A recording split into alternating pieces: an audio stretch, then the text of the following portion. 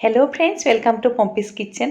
আজি লৈ আহিছোঁ পুঠি মাছৰ টকৰেবিধ ৰেচিপি। খুব সোৱাদ ভৰা হয় খাবলৈ। তেতিয়াহ'লে আহক কিদৰে প্ৰস্তুত কৰোঁ ৰেচিপিবিধ আৰম্ভ কৰোঁ। পুঠি মাছ ল'লোঁ, নিমখ হালধি সানি লৈছোঁ ধুনীয়াকৈ।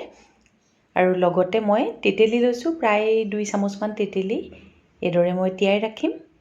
প্ৰায় 10ৰ পৰা 15 মিনিটমান সময় ভালদৰে পানীত তিয়াই এইদৰে মই চেপি ৰসখিনি উলিয়াই লৈছোঁ। আৰু সেইখিনি সময়তে এখন কেৰাহী মই গেছত পাতিছোঁ, তাতে মিঠাতেল দিছোঁ আৰু মাছখিনি ফ্ৰাই কৰি ল'ম। সাধাৰণতে আমি সদায় একেধৰণে খাই থকা হয়, অকণমান এইদৰে নতুন ধৰণে খায়ো খুব ভাল লাগে আৰু খুব সোৱাদ ভৰা হয় আচলতে খাবলৈ। টেঙা মিঠা জ্বলা এটা টেষ্ট আহে। এতিয়া এয়া পুঠি মাছখিনি ভজা হৈ গৈছে। এতিয়া আটাইখিনি মাছ মই কাঢ়ি ৰাখিম। এয়া এইদৰে আটাইখিনি মাছ কাঢ়ি ৰাখিলোঁ। এতিয়া সেইখিনি তেলতে কেইটামান সৰিয়হ, শুকান জলকীয়া, লগতে 2টা কেঁচা জলকীয়া দি পেলাই অকণমান ৰঙচুৱা হোৱালৈকে ভাজি ল'লোঁ। অলপমান চেনি দিছোঁ, যিহেতু টক প্ৰস্তুত কৰিছোঁ। টেঙা মিঠা এটা জ্বলা টেষ্ট আহিলে ভাল লাগে।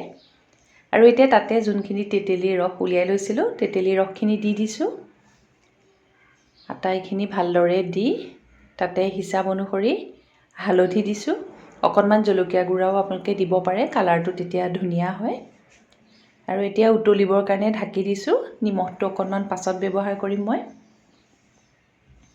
এয়া প্ৰায় 10 মিনিটমান হ'ল, উতলিছে লাহে লাহে। এতিয়া তাতে হিচাপ অনুসৰি নিমখ দি দিছোঁ আৰু লগতে এবাৰ ভালকৈ লৰাই দিছোঁ, উতলিবলৈ দিম। আৰু এতিয়া যোনখিনি মাছ ভাজি ৰাখিছিলোঁ, পুঠি মাছখিনি, ভাজা মাছখিনি ইয়াতে দি দিছোঁ।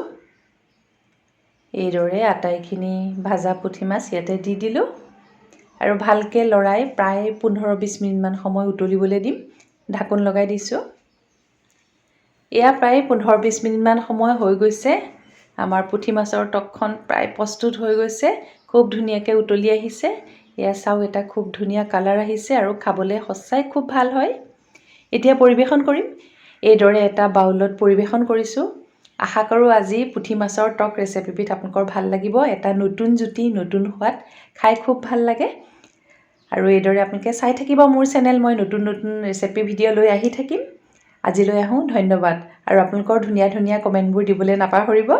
আপোনালোকে কমেণ্টবোৰ দিলে মই উৎসাহিত হওঁ। Thank U.